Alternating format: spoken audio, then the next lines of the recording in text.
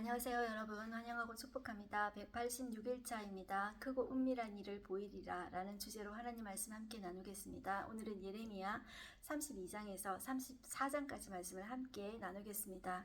우리 먼저 기도하겠습니다. 하나님 아버지 감사합니다. 오늘도 저희를 말씀 앞으로 불러주시니 감사합니다. 하나님, 이 남유다는 하나님의 나라 백성임에도 불구하고 우상을 섬김으로 그들이 바벨론의 포로로 끌려가게 될 것이다, 망하게 될 것이다, 예레미야는 예언하고 있었습니다. 그럼에도 불구하고 이 멸망 직전에 하나님은 크고 은밀한 일을 내가 너희에게 보이리라 이렇게 말씀하고 계십니다. 하나님의 본심을 알 수가 있습니다. 하나님, 멸망 직전에 무슨 말씀을 하고 싶어 하십니까? 하나님, 우리가 오늘도 우리의 눈과 귀를 열어주셔서 하나님의 음성을 알아들을 수 있도록 하나님 말씀해 주십시오. 예수님의 이름으로 기도드렸습니다. 아멘. 네, 우리는 계속해서 예루살렘 멸망 직전의 상황인 것을 염두에 두고 예레미야 말씀을 읽겠습니다. 예레미야 32장을 펴겠습니다. 자, 이것은 망하기 1년 전이다, 멸망 직전이다 이렇게 보셔야 되겠습니다. 자, 소제목 보시면 여호와의 말씀대로 아나돗의 밭을 사다 라는 내용이 나오는데, 지금 시기가 어떤 시기냐 하면, 여러분들 땅이라는 것은 잘 나갈 때 땅을 사야 되죠, 그죠? 잘 되는 땅을 사야 되잖아요. 그런데 예레미야는 어떤 예언을 했냐 하면 지금 망한다는 것이죠. 망하는데 밭을 사라는 거예요. 그래서 사촌이 왔는데 하나님이 미리 알려주면서 너 그 밭을 사라, 이 예언을 하고 있다는 것이죠. 이게 32장이 나오는데요. 우리 들어가서 한번 보겠습니다. 1절 보시면 유다의 시드기야 왕 열째 해, 곧 느부갓네살이 18째 해에 여호와의 말씀이 예레미야에게 임하니라 이렇게 이야기하고 있죠. 지금 시드기야 왕 9년째부터 지금 바벨론의 느부갓네살이 포위한 거예요. 포위하고 11년째 시들시드기야, 정말 11년째 정말 예루살렘이 망했습니다. 그러니까 지금 10년째라고 하니까 딱 1년 남은 것이죠. 바로 직전인 거예요. 이런 상황에서 이제 이런 일이 벌어지고 있었다 이렇게 이야기하고 있는 것이죠. 2절 보시면 그때 예레미야가 어디 있었냐면, 선지자 예레미야는 유다의 왕의 궁중에 있는 시위대의 뜰에 갇혔다고 이야기하고 있어요. 그런데 왜 갇혔냐 하면 그 이유가 망한다 그랬던 것이죠. 3절 보시면 이는 그가 예언하기를 여호와의 말씀에 보라, 내가 이 성을 바벨론 왕의 손에 넘기리니 그가 차지할 것이며 유다 왕 시드기야는 갈대아인의 손에 벗어나지 못하고 반드시 바벨론 왕의 손에 넘겨진 바 되리니 입이 입을 대하여 말하고 눈이 서로 볼 것이며 그가 시드기야를 바벨론으로 끌어가리니 시드기야는 내가 돌볼 때까지 거기 있으리라. 자, 돌볼 때까지, 여기는 원어적인 의미로는 시드기야가 멸할 때까지, 죽을 때까지 거기 바벨론에 있을 것이다 이렇게 이야기하셨다는 것이죠. 자, 이 예레미야가 이런 예언을 하고 있었습니다. 자, 그런 상황 가운데서 6절 보시면, 자, 예레미야가 이르되 여호와의 말씀이 내게 임하였느니라 이르시기를, 자, 숙부의 아들 살룸의 아들 하나멜이 찾아온 거예요. 사촌지간이 있죠. 사촌이 이렇게 와서 말을 할 것이라고 하나님 말씀하시는 거예요. 너는 아나돗에 있는 내 밭을 사라, 이 기업 물을 권리가 내게 있느니라 하리라 이렇게 하나님 미리 가르쳐 주셨습니다. 그랬더니 8절 보니까 정말로 찾아온 거예요. 나의 숙부의 아들 하나멜이 어디로 왔냐면 지금 내가 갇혀있는 곳 시위대 뜰 안에 와서 청을 한 거예요. 여러분들, 이 사람도 참 딱하지 않습니까? 참 예레미야도 딱하잖아요. 지금 시위대 뜰에 갇혀 있어요. 그런데 이 사람이 지금 거기까지 찾아와가지고 자기 밭을 사라는 거예요. 내가 지금 돈이 없으니까 네가 좀 사라 이렇게 말을 하는 거예요. 자, 나의 밭을 사라. 기업의 상속권이 4개 있고 물을 권리가 4개 있으니 왜 자기가 못 사냐면 자기는 돈이 없는 거예요. 그러니까 사는데 너를 위하여 사라 이렇게 이야기해요. 자, 예레미야가 지금 무슨 예언을 하고 다녔는데 너를 위하여서 살아, 이 진짜 이거 입에 발린 말 아닙니까? 그러면서 하는데 이 예레미야는 하나님의 말씀이 있었기 때문에 이 밭을 사는 것이죠. 자, 그래서 뒤에 보시면 내가 이것이 여호와의 말씀인 줄 알았으므로, 자, 정말 이 사람들 보기에는 어리석은 말이잖아요. 자, 그런데 여호와의 말씀인 줄 알고 사는 거예요. 9절 보시면 내 숙부의 아들 하나멜이 아나돗에 있는 밭을 사는데 은 17세기를 달아주었다고 이야기해요. 자, 이것이 학자들의 말에 의하면 정확하게는 모른대요. 그런데 그 당시 대략 이 노동자들이 한 1년 연봉으로 한 10세겔 정도 받았대요. 10세겔 그러면 17세겔 그러면 한 2년 정도 노동자가 꼬박이 일을 해야 받는 돈이라는 것이죠. 그러니까 적은 돈은 아니에요. 그러니까 이 사촌이 못 산 것이죠. 그런데 이 예레미야한테 이제 또 넘긴 것이죠. 그런데 이 예레미야가 하나님의 이제 음성인 줄 알고 이제 하나님 미리 이야기해 주셨잖아요. 그래서 달아주었다는 이야기죠. 그래서 증서를 봉인하고 증인을 세우고 은을 저울에 달아주고 법과 규례대로 봉인하고 봉인하지 아니하 매매 증서를 내가 가지고 나의 숙부 하나멜과 매매 증서의 인친 증인 앞과 시대 뜰에 앉아 있는 유다 모든 사람 앞에서 자 이상한 지금 말을 했었잖아요. 그런데 또 이 밭을 사는 거예요. 사람들이 저거 뭐야? 뻥쳤다 그러죠. 그러면서 다 구경 온 거죠. 유다 모든 사람 앞에서 그 매매 증서를 마세아의 손자 네리의 아들 바룩에게 붙인 거예요. 예레미야는 자기가 어떨지 모르니까 자기가 지금 시위대 뜰 안에 갇혀 있는 신세잖아요. 그러니까 바룩에게 붙이며 자 그들의 앞에서 바룩에게 명령하여 이르되 만군의 여호와 이스라엘 하나님께서 이와 같이 말씀하시기를 너는 이 증서 곧 봉인하고 봉인하지 않는 매매 증서를 가지고 토기에 담아 오랫동안 보존하게 하라. 자 이것은 만군의 여호와께서 이렇게 말씀하셨다는 것이죠. 사람이 이 땅에서 집과 밭과 포도원을 다시 사게 되리라 하셨다라. 이것이 하나의 여러분들 너무나도 이상한 행동 예언이에요. 그 사람들 보면 저 예레미야 저 또라이 아니야 이렇게 말하지 않았을까요? 저 미쳤다 이렇게 말하는 것이죠.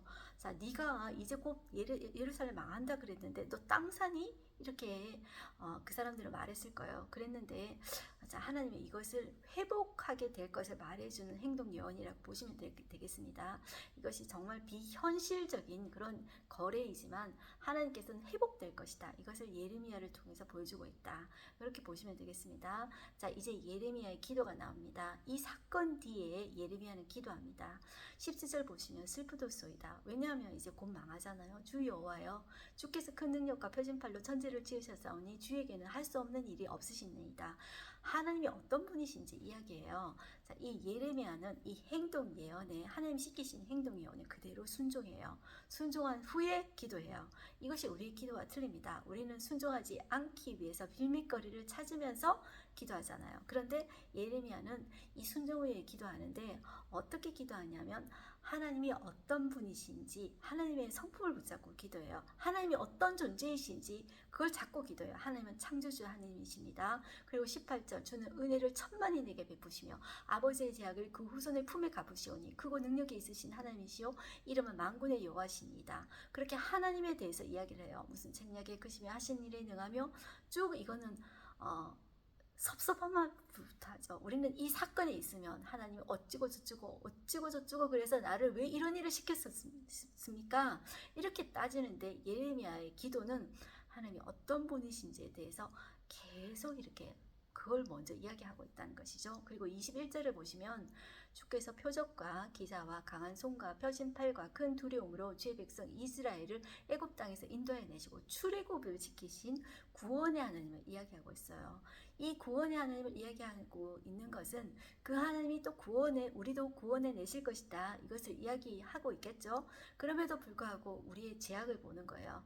이것이 우리가 이렇게 망하는 이유가 우리의 죄 때문입니다. 그것을 이 예레미야는 고백하고 있어요. 그래서 24절 보시면 보옵소서 이 성을 빼앗으려고 만든 참호가 이 성에 이르렀고 지금 벌써 여러분들 바벨론 군대가 벌써 시드기야 9년째부터 지금 포위하고 있었죠. 이성에 이르렀고 칼과 기근과 전염병으로 말미암아 이성이 이를 치는 갈대인의 손에 넘긴 바 되었으니 주의 말씀대로 되었음을 주께서 보시나이다.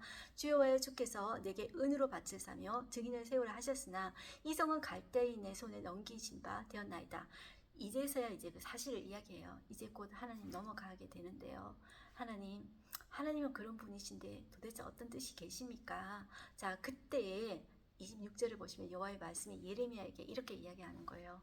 나는 여호와여 모든 육체의 하나님이라 내게 할 수 없는 일이 있겠느냐?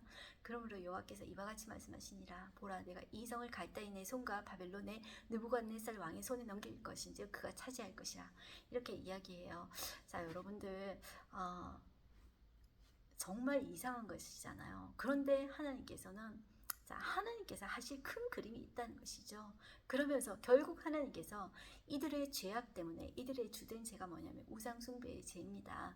그 우상숭배의 하이라이트가 뭐냐면 자기 자녀를 우상에게 바치는 그 몰렉신에게 바치는 그런 그 우상 숭배예요. 그게 이제 몰렉을 숭배하고 흰놈의 골짜기에서 그것을 했잖아요. 그 이야기가 나와요.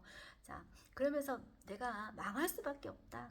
심판할 수밖에 없다. 그 이유를 말하시는 거예요. 그럼에도 불구하고 하나님이 심판하시지만 구원하실 것을 계속 이야기하고 있어요. 자, 그 이야기가 여러분들 33절부터 이제 35절에 그 이야기가 나요. 그들이 내게로 등을 돌리고 얼굴을 내게로 향하지 아니하며 내가 그들을 가르치되 끊임없이 가르쳤는데도 그들이 교훈을 듣지 아니하며 받지 아니하고 내 이름을 일컫는 집에 자기들의 가증한 물건을 세워서 그 집을 더럽게 하며 흰놈의 아들의 골짜기에 발에 산당을 건축하였으며 자기들의 아들들과 딸들을 몰래 앞으로 지나가게 하였느니라. 자, 이게 우상 숭배의 하이라이트. 자, 가장 재물 중에 좋은 재물이 자식 재물이라 그랬죠. 그것을 드리는 것이 하느님이 가증하다고 하십니다. 자, 이것은 이 가증한 일을 행하여 유다로 범죄하게 한 것은 내가 명령한 것도 아니요 내 마음에 둔 것도 아니라 그 때문에 너희들이 심판받는다 이렇게 말씀하고 계십니다. 그럼에도 불구하고 하나님의 본심은 구원과 회복이라고 그랬죠. 그러면서 그 다음에 나오는 것이 영원한 언약입니다. 이 영원한 언약은 지난 시간에 말했던 새 언약과 같은 말입니다. 하나님께서 하나님의 법을 내 마음에 두겠다. 네 마음의 신비에 새겨주겠다. 그러면서 나는 너의 하나님이요 너희는 나의 백성이다. 이렇게 말씀하고 계시는 것이죠. 자, 하나님은 여러분들 그냥 돈 주고 받고 그냥 이제 이 사람들이 원하는 거 이제 뭐 기도 응답 사람들이 말하는 이거 주고 받고 이걸 원하는 것이 아니라 하나님과의 관계를 원하신 거예요. 하나님이 우리 하나님이 되시고 우리가 그의 백성이 되는 그런 친밀한 관계를 원하시는 거예요.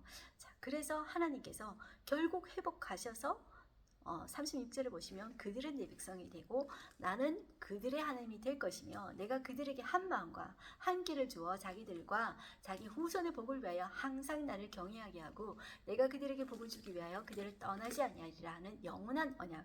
이 영원한 언약이 새 언약입니다. 그들에게 세우고 나를 경외함을 그들의 마음에 두어. 자, 이 새 언약은 어디에 두냐면 마음에 새겨주신다 그랬죠.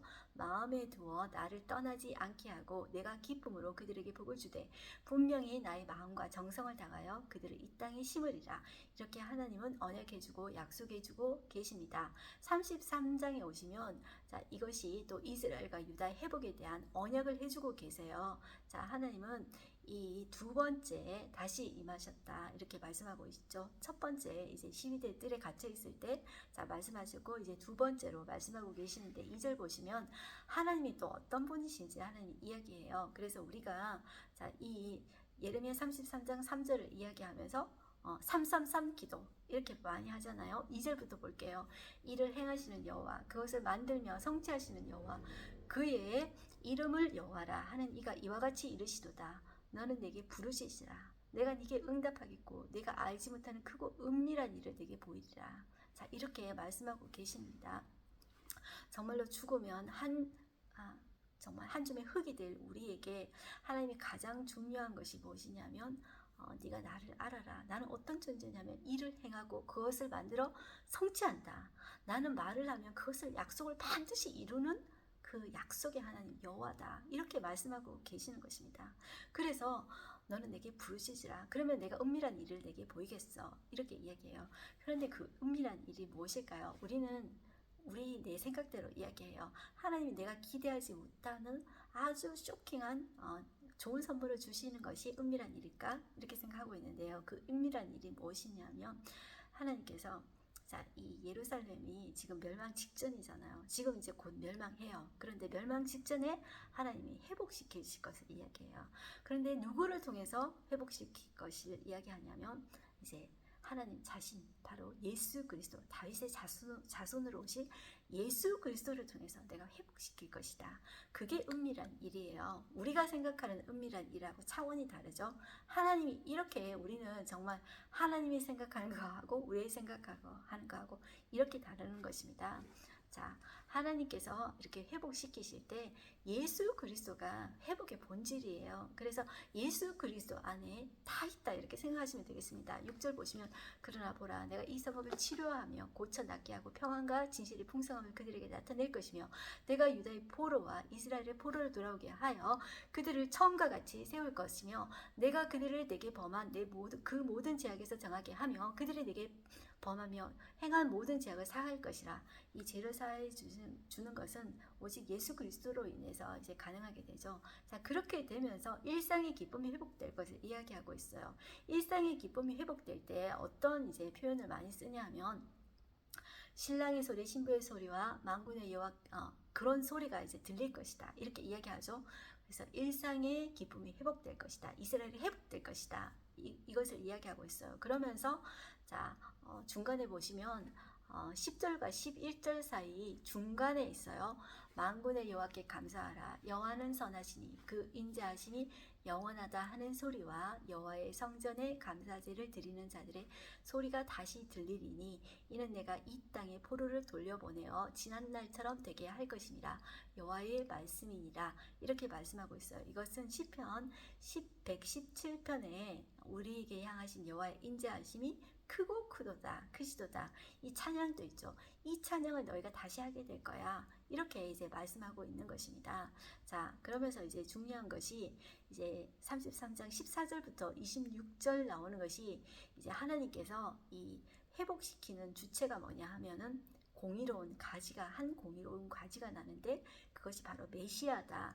그것을 통해서 내가 회복하게 할 것이다. 지금 시대는 언젠데? 멸망 직전인데. 지금 멸망 1년 전이에요. 15절 볼게요. 그날 그때 지금 언제? 멸망 1년 전. 내가 다윗에게 그날 그때는 지금 하나님의 때가 있다는 그 이야기입니다. 제가 말한 그 지금 멸망 1년 전이 아니라 지금 이 예언을 듣고 있는 시간이 이제 멸망 1년 전이다. 이렇게 보시면 돼요. 하나님의 때에 여호와의 날에 다윗에게서 한 공의로운 가지가 나게 하리니 여러분들 이 가지라는 것을 히브리어로 말할 때 나자렛이라고 이야기한대요. 우리 어디서 많이 들어봤죠? 이 나사렛이라는 말과 이 어근이 가지라는 말하고 이제 어근이 같대요. 그래서 그 공의로운 가지는 바로 나사렛에서 자라나신 나사렛 예수 그리스도. 자, 그분은 이제 나사렛에서 자랐죠. 그렇지만 유다 베들레헴에서 태어나셨죠. 자, 그렇게 여러분들 그냥 보세요. 그래서 이 가지는 바로 예수 그리스도를 상징한다는 것이죠. 그가 이 땅에 정의와 공의를 실행할 것이라. 그날의 유다가 구원을 받겠고, 자, 궁극적인 구원은 언제 받냐면 예수님께서 다시 재림하는 날에 완벽한 구원이 임하는 것입니다. 그래서 지금 그것을 이야기하고 있다. 여러분들 생각하셔야 돼요. 그리고 예수님이 초림해서 오셨을 때 예수님이 구원의 해요. 예수님이 오시는 해가 은혜의 해입니다. 예수님의 초림의 해가 은혜의 해고 예수님께서 다시 오시는 날은 심판의 해가 되고 다시 심판의 해와 은혜의 해는 동전의 양면처럼 항상 같이 일어나요. 제가 이사야 할 때도 했지만 자 이때 구원을 받을 것이다. 자 예루살렘이 안전히 살 것이며 이 성은 여호와는 우리의 의라는 이름을 얻으리라. 이렇게 이야기할 것이라는 것이죠. 자, 이 성은 예루살렘 성은 그동안 의로운 성이 아니었습니다. 음란한 성이었죠. 하나님 보시기에 하나님의 마음에 하나님의 나라이지 않습니까? 그런데 그렇게 세웠는데도 불구하고 그들은 하나님께 마음이 이제 나간 그런 음료와 같은 행동을 했잖아요. 그런데 그 날에 예수께서 다시 오시는 날에 그 성이 이제 거룩하게 될 것이고 여호와는 우리의 의라는 이제 이름을 얻으리라. 이 성의 이름이 그 의라는 이름을 얻으리라. 이렇게 말을 하고 있습니다. 이것이 우리와 똑같습니다. 우리가 죄인이지만 예수 그리스도 인해서 우리가 의롭다 함을 얻게 되었잖아요. 그거하고 똑같은 것입니다. 자, 우리는 그것이 이제 시작된 것인데 예수님께서 다시 오시는 날 그것이 완성이 된다는 것이죠. 17절에 보시면 여호와께서 이와 같이 말씀하시니라. 이스라엘의 집에 왕이 앉을 사람이 다윗에게서 영원히 끊어지지 아니할 것이며 네 앞에서 번제를 드리며 소제를 사르며 다른 제사를 항상 드릴 레위 사람 제사장 또 끊어지지 아니하리라 하시니라. 자, 지금 제가 시점을 계속 반복해서 이야기하고 있는데 이제 1년이 지나면 나라가 망해요. 나라가 망하는데 왕이 있습니까? 여러분들 제사장이 있습니까? 왕도 없고 제사장도 없어요. 자, 그 없는데 이것은 하나님께서 앞으로 궁극적으로 예수 그리스도가 오면 그 예수 그리스도가 진정한 왕이 되시고 진정한 제사장이 되어서 우리의 죄를 없이 하시고 죄 때문에 일어난 우리의 아픔과 슬픔과 눈물을 다 없애주신다는 것이죠. 자, 이렇게 여러분들 보시면 되겠습니다. 이것이 크고 은밀한 일인 것입니다. 자, 우리가 기도하면 하나님은 내 마음대로 조정해가지고 내가 막 새벽 기도하고 막 절할 기도하면 하나님이 나한테 기가 막힌 일을 보여주실 거야. 그게 은밀한 일이 아닙니다, 여러분들. 은밀한 일은 우리 안에 예수 그리스도가 오시는 것이 은밀한 일이에요. 그래서 그분을 닮고 우리가 그처럼 그 성품을 사모하고 우리가 예수님 닮아가는 것이에요. 자, 그렇게 될 때 요한복음 15장 7절에 보시면 너희가 내 안에 거하고 내 말이 너희 안에 거하며 무엇이든지 원하는 대로 구하라. 그리하면 이루리라. 이것이 참된 기도 응답이 되겠습니다. 여러분들, 우리가 생각하는 거하고 하나님 생각하는 거하고 너무나도 다르죠. 자, 그러면서 하나님이 이제 조금 이렇게 그러면 자연 만물을 소환하는데 지금 어떤 얘기를 하냐면 이제 낮에 대한 언약과 밤에 대한 나의 언약을 깨뜨려 주야로 그때를 잊게 할 수 있을진데, 자, 이런 이야기를 하는데 이게 말이 좀 어려워요. 자, 요거를 설명을 좀 해드리면 낮과 밤을 바꿀 수 있느냐, 사람의 법칙으로 바꿀 수 있느냐, 없죠. 그것처럼 하나님의 언약도 바꿀 수 없다는 거예요. 하나님께서 한번 하신 말씀을 반드시 이루신다는 거예요. 하나님이 지금 무슨 약속해 주시냐면 지금 나라가 망하죠. 나라가 망하는 상황 가운데 내가 진정한 왕을 보내주겠어. 이 약속은 정말로 깨트려지지 않을 거야. 정말로 변하지 않을 거야. 이렇게 말하고 한다는 것이죠. 지금 상황이 어떤 상황인데 나라가 망했으니 어떻게 왕이 있고 어떻게 제사장이 있냐, 이런 상황인데도 불구하고 내가 친히 영원한 왕으로 와서 내가 친히 영원한 제사장으로 올 것이다. 하나님이 뗀 거예요. 그러니까 우리는 그 하나님의 큰 그림을 우리는 알 수가 없어요. 네, 그렇기 때문에 우리가 예수님의 초림을 통해서 여러분들 우리는 그 예수님을 이제 알게 되었죠. 예수님의 재림 때 그것이 일단 완성된다. 이렇게 여러분들 보시면 되겠습니다. 자, 그래서 이 말이 조금 어려울 수도 있지만 이사야부터 계속 반복된 말씀이기 때문에 어렵지는 않을 거라고 여러분들 생각합니다. 그 다음에 34장으로 넘어가겠습니다. 이 말씀은 시드기야 왕에 대한 경고입니다. 자, 시드기야 왕은 지난 시간에도 계속 왔다 갔다 하지 않았습니까? 근데 지금도 이 34장에서도 이 시드기야 왕의 줏대 없는 모습, 왔다 갔다 하는 모습을 볼 수가 있어요. 하나님 앞에 순종하는 것 같은데도 이게 그냥 그 말뿐인 것 같아요. 자, 그래서 여러분들이 2절 한번 보실까요? 34장 2절. 이스라엘 하나님 여호와께서 이와 같이 말씀하시니라. 너는 가서 유다의 시드기야 왕에게 아뢰어 이르기를 여호와의 말씀을 보라. 내가 이 성을 바벨론 왕의 손에 넘기리니 그가 이 성을 불사를 것이라. 네가 그의 손에서 벗어나지 못하고 반드시 사로잡혀 그의 손에 넘겨져서 내 눈은 바벨론 왕의 눈을 볼 것이며 그의 입은 내 입을 마저 대하여 말할 것이요 너는 바벨론으로 가리라. 그러나 유다의 시드기야 왕이여 여호와의 말씀을 들으라. 여호와께서 내게 대하여 이와 같이 말씀하시니라. 내가 칼에 죽지 아니하고 평안히 죽을 것이며 사람이 너보다 먼저 있은 내 조상들고 선왕들에게 분양하던 것까지 내게 분양하며 너를 위하여 애통하기를 슬프다 주여 하리니 이는 내가 말하였습니다. 자, 이렇게 하나님께서 약속해 주신 것 같은데요. 제가 이걸 찾아보니까 이렇게 나와요. 네가 만약에 나한테 순종하면 네가 평안히 죽을 것이지만 네가 끝까지 네 고집을 피우고 이렇게 왔다리 갔다리 하면 그렇지 않다는 거예요. 그러니까 이것은 순종했을 때 네가 평안히 죽을 것이고 자, 이렇게 될 것이다 라는 말씀이라고 여러분들 보시면 되겠습니다. 자, 6절 보시면 선지자 예레미야가 이 모든 말씀을 예루살렘에서 유다의 시드기야 왕에게 아뢰니라. 그때에 바벨론 왕의 군대가 예루살렘과 유다의 모든 남은 성읍들을 쳤으니 곧 라기스와 아세가라 유다의 견고한 성읍 중에 이것들만 남았습니다라. 지금 이제 호세아 이 지금 시드기야 9년부터 해서 지금 바로 직전이라 그랬죠. 지금은 라기스하고 아세가만 남았다는 것이죠. 이 라기스는 여러분들 전에도 좀 했었는데요. 어떤 도시냐면 예루살렘 남서쪽에서 한 40km 지점에 있는 아주 전략적인 요충지예요. 자, 이 유다 지파에게 이제 소속된 이 도시입니다. 그리고 아세가도 이 근처에 있고요. 이 유다 지파에 소속된 이 도시입니다. 자, 여기만 이제 남은 상황이다. 이렇게 이제 보셔야 되겠습니다. 바로 1년 뒤에 이제 남유다 망하는 것입니다. 그 다음에 나오는 내용은 어떤 내용이냐 하면은, 자, 8절을 보시면 시드기야 왕이 예루살렘에 있는 모든 백성과 한 가지로 하나님 앞에서 계약을 맺고 자유를 선포한 후에 여호와께로부터 말씀이 예레미야에게 임하니라. 자, 이 말은 어떤 말이냐면 지금 바벨론의 공격을 지금 당하고 있잖아요. 포위 상태잖아요. 자, 이러한 위기 가운데서 이 시드기야가 내가 하나님의 율법에 순종하겠다는 뜻으로 노예 해방을 이제 하겠다고 하나님 앞에 이제 약속을 합니다. 이제 송아지를 놓고 이제 제물을 드리면서 송아지를 놓고 제물을 드린다는 것은 생명을 걸고 내가 하나님 앞에서 약속하겠습니다. 맹세하겠습니다. 이런 뜻이잖아요. 그렇게 짐승의 생명을 두고 이제 약속하겠다 했었어요.